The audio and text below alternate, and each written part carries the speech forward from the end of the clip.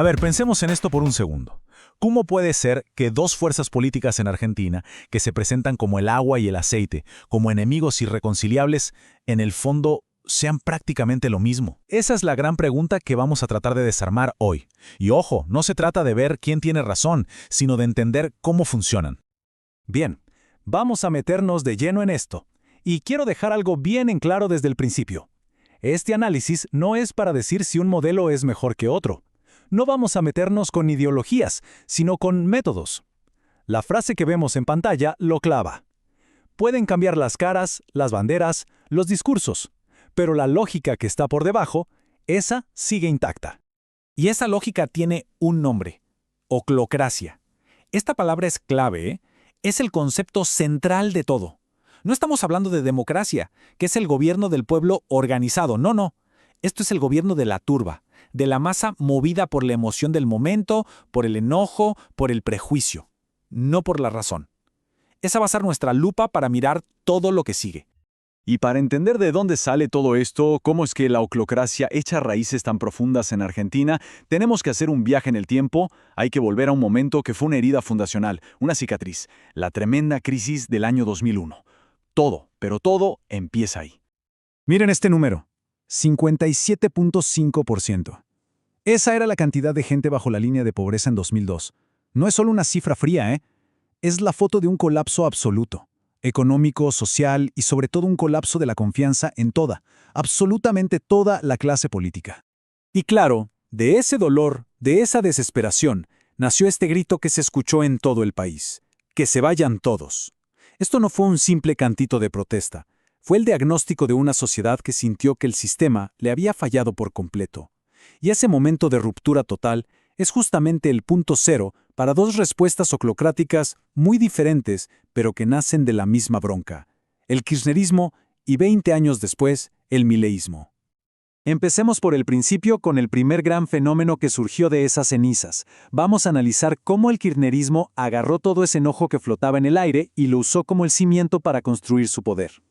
Miren cómo funciona. Se construye una división total, infranqueable, un nosotros contra un ellos. El kirchnerismo no te invitaba a un debate de ideas, te invitaba a una batalla de identidades. De un lado, el pueblo, los trabajadores, los militantes. Del otro, los enemigos, los medios, las corporaciones, el imperialismo.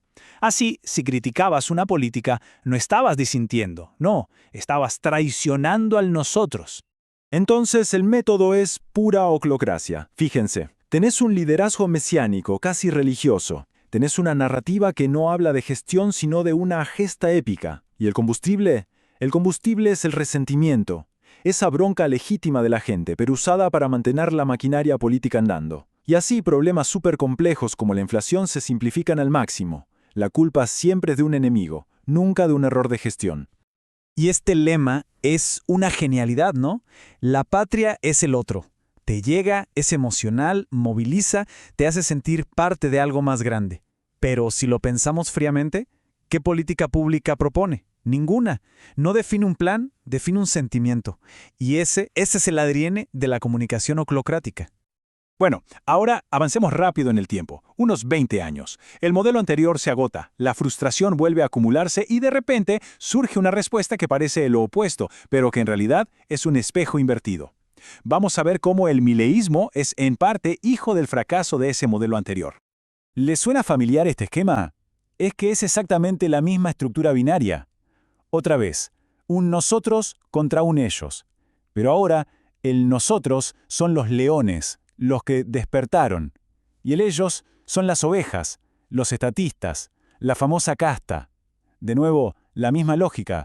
Si no estás de acuerdo, no es que pienses distinto, es que sos parte del enemigo. Y las características son un calco de las anteriores, de verdad. El método, oclocrático. Un líder mesiánico, incuestionable. Una narrativa centrada no en construir, sino en destruir lo viejo. El combustible es la bronca y el hartazgo. Y para los problemas complejos se ofrece una solución mágica y única que lo arregla todo, como por ejemplo la dolarización. Y este eslogan es la otra cara de la moneda, es la contraparte perfecta de la patria es el otro. Es agresivo, está cargado de emoción y también define una identidad de ruptura. No te está ofreciendo un plan de gobierno detallado, te ofrece una transformación casi espiritual, un despertar. Es, de nuevo, pura emoción oclocrática. Muy bien, ya vimos las dos piezas del rompecabezas por separado. Ahora viene el momento clave, el momento de ponerlas una al lado de la otra. Y acá, de verdad, es donde todo cobra sentido y se ve la simetría increíble que hay entre los dos. Miren esta tabla con atención. A pesar de que sus ideas parecen opuestas, los dos movimientos se alimentan exactamente del mismo motor emocional, el resentimiento, la promesa de una ruptura total, la necesidad de un enemigo claro a quien culpar, y una simplificación brutal de la realidad. Y acá está el corazón de todo el asunto. El software con el que procesan la política es idéntico. Es como si fuera el mismo programa, el mismo algoritmo, solo que le cambian los nombres a las variables. Un mesías, un lema viral, un enemigo abstracto y difuso, una solución mágica, y sobre todo una respuesta a cualquier crítica que siempre es la misma, la acusación de traición. Y si la máquina es la misma, el producto final, lamentablemente, también es el mismo.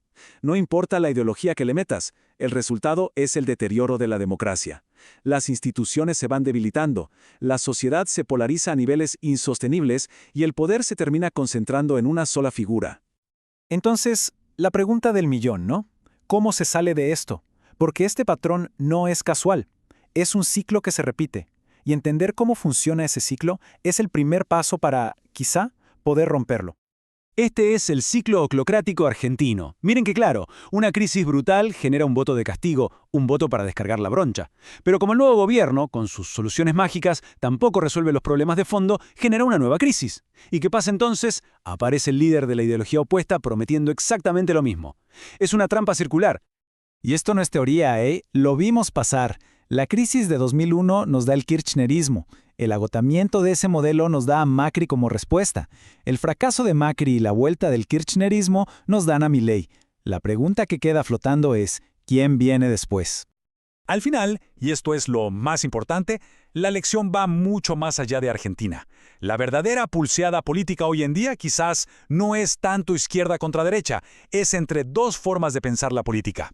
Entre el demos, que se basa en la razón, en instituciones fuertes y en ciudadanos críticos, y el ochlos, que se basa en la reacción, en líderes fuertes y en seguidores fanáticos. Y esto nos deja con una pregunta final, que es la que de verdad importa. Si el problema de fondo no es la ideología sino el método, la elección más importante para una sociedad no es a quién votar, sino cómo elige pensar. ¿Se va a seguir atrapado en el ciclo de la furia y la reacción? ¿O se va a apostar por la deliberación, por aceptar la complejidad? De la respuesta a esa pregunta depende todo lo que se construya de aquí en adelante.